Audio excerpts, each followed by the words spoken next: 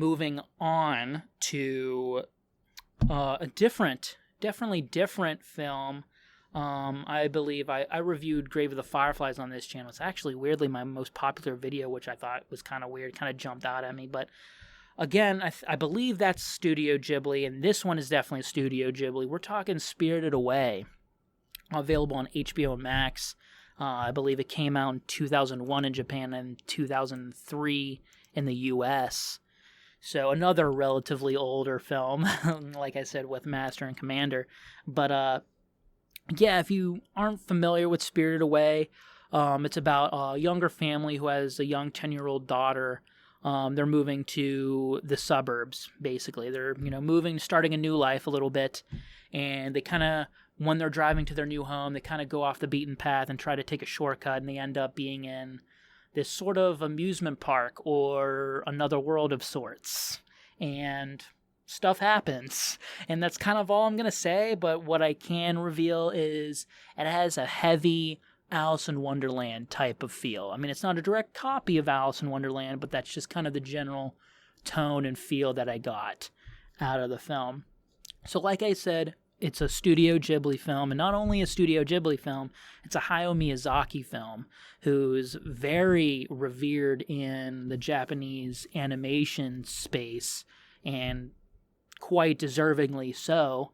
Studio Ghibli, I mean, again, to put a really basic comparison on Studio Ghibli, it's kind of the Japanese version of Disney, I guess you would say. I mean, again, that's kind of putting a basic comparison on it. I mean, it's not really like Disney at all, but like it's up to that quality. It's that type of quality animation, and this like really, puts that stamp on it, on Studio Ghibli, because me personally, I haven't seen a lot of Studio Ghibli films. I've seen Grave of the Fireflies that I've reviewed on this channel. That is fantastic. Definitely not for kids. Definitely an adult animation film, but an absolute must-watch. And I've seen My Neighbor Totoro, which is definitely a more kid-friendly film, very kid-friendly film, and also very spectacular. And I think that's a Hayao Miyazaki film. Grave of the Fireflies isn't. But like My Neighbor Totoro, I think this one maybe not as much for kids as My Neighbor Totoro, because there's a little bit more of nightmarish imagery in this one than My Neighbor Totoro, I feel like. We'll get into that a little bit more, but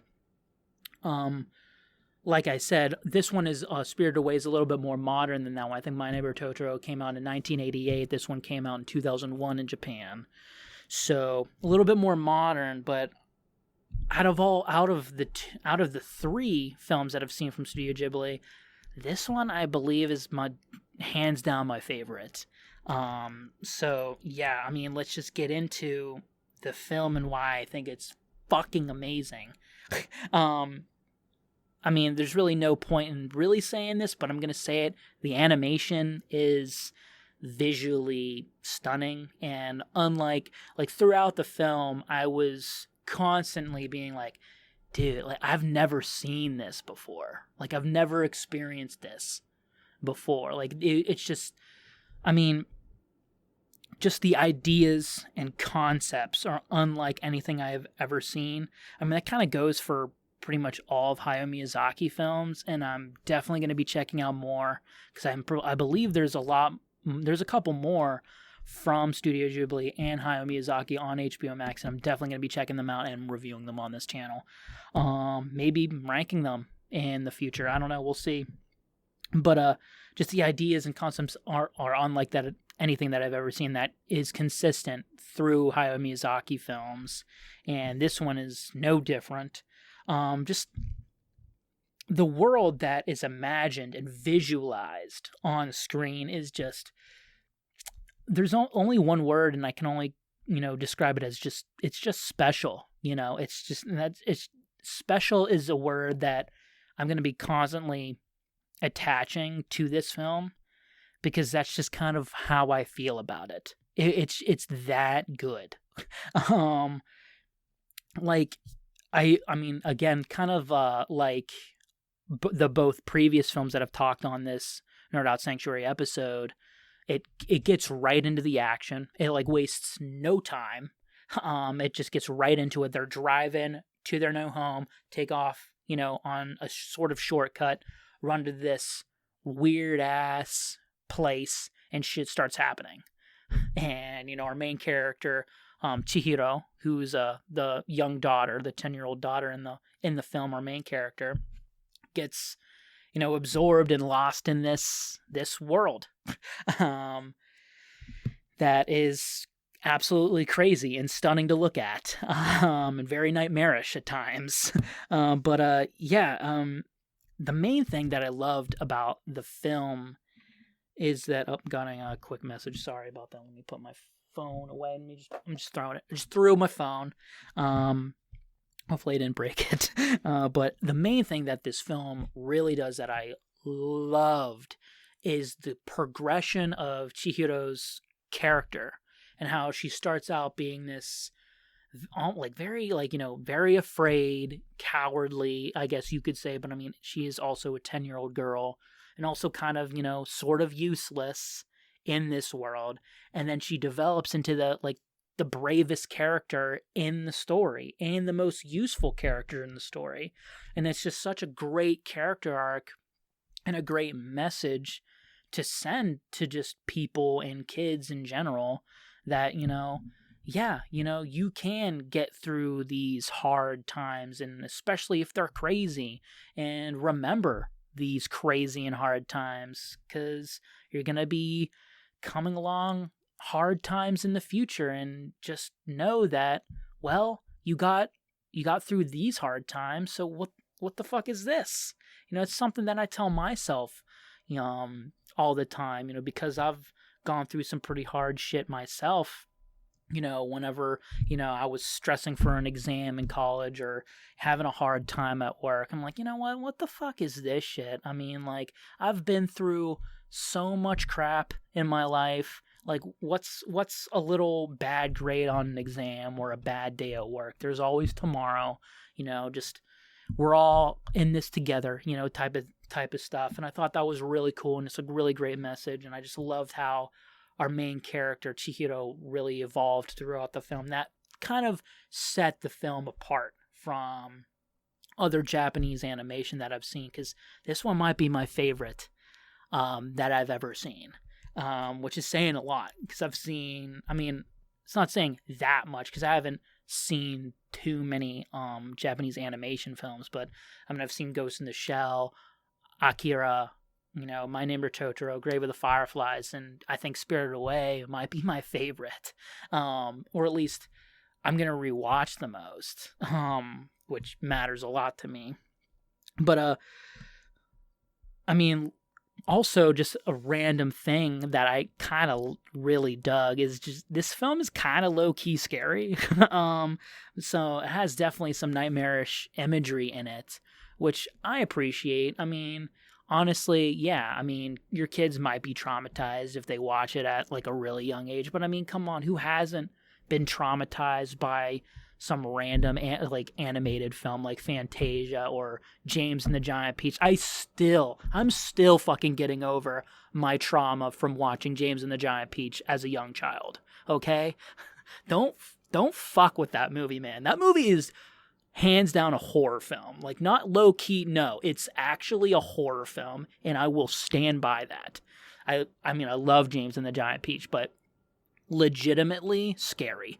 Okay, I still think that movie's scary, and I watch horror films like on a regular. I love horror films. I still think that film is scarier than probably any horror film that I've seen. Okay, maybe not going that far. All right, let me just calm down a little bit. But again, so what? It has some nightmarish imagery. I still think it's a really great film to show to your kids. Maybe when they're like, I don't know, 8, 10 years old, definitely show them this film. I think this film is fucking phenomenal.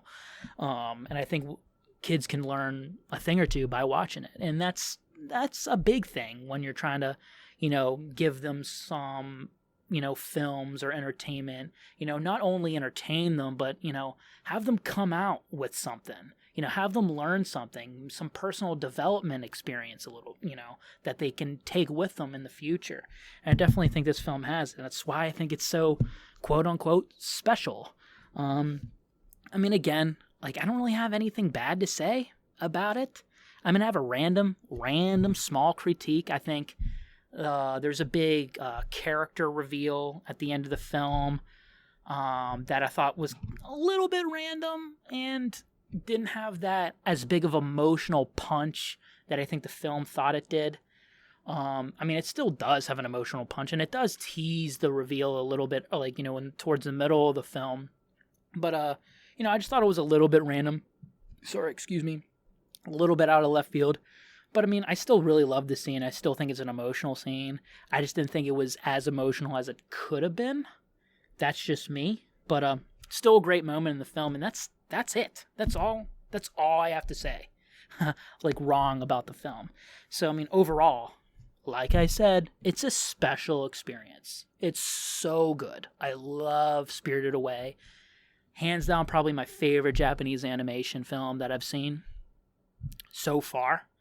We'll be watching more, especially watching more Hayao Miyazaki films, because man's fucking talented and the man's a fucking legend.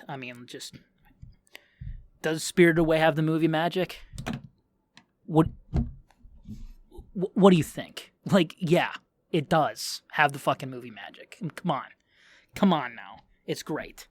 I wrote movie has the movie magic, like, in big capital letters with exclamation points, underlined, triple underlined, like, not even halfway through the film. I'm like, hands down has the movie magic. Granted, I try to talk about positive things on this channel, and so most things are going to have my movie magic. Well, at least all the films are going to have the movie magic. But, like, this one, if no film would have it on this channel, this would. This one was awesome. Probably one of the better films I've reviewed on this channel, besides my top 100 probably. This one would probably make it in eventually. I watched it a couple more times. This film's got high potential to cheat its way in there and bump some films out. There's a couple of films that I've been, like, thinking about, like James and the Giant Peach, for example. I'm like, man, I probably should have put those in my top 100. And this one's going to be in that consideration. So maybe in the future down the line, I'll put those in and modify my top 100 at, later down the road, way later down the road. I'm not even done revealing my top 100 yet. But yeah, like I said, it's an animated film that both kids who are maybe a little bit older, around 8 to 10, and you, an adult, can really enjoy. It's really great. Hello there. I hope you enjoyed that video. If you're unfamiliar with this channel, this is Nerd Out Sanctuary. I'm your host, Michael. What do I talk about, you say? Well, I talk about anything nerdy. So that's movies, video games, TV shows, comic books every once in a while. Books, maybe not, I don't know. Anything that I feel like talking about. I'm a huge nerd.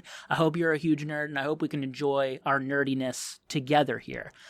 This is a full audio podcast available on iTunes, Spotify, Google Podcasts, the major podcast platforms. So consider going over to those and checking out the full version of the episode.